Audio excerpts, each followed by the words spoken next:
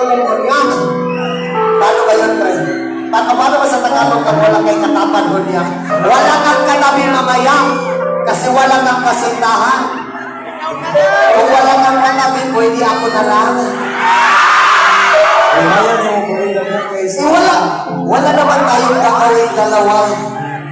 Kapag ako ang katabi mo sa tulugan, ako rin. Pasensya na talaga, hindi ako marunong magsalita ng Tagalog. Bisayaan ko na ko, be! Okay na ba? Bisaya. Ano, Bisaya? Una, masabdan ko rin yung Bisaya, mabunin na ko, oy. O kung wala kay katapat ko niya matulog, pwede ba nga kami na lang? Ayaw ka ba lang kay sa atong pagtulog, dinig ka na mong hilabdan. Jackson lang tika. Ay mayong gabi niya sa inyo ha ma'am.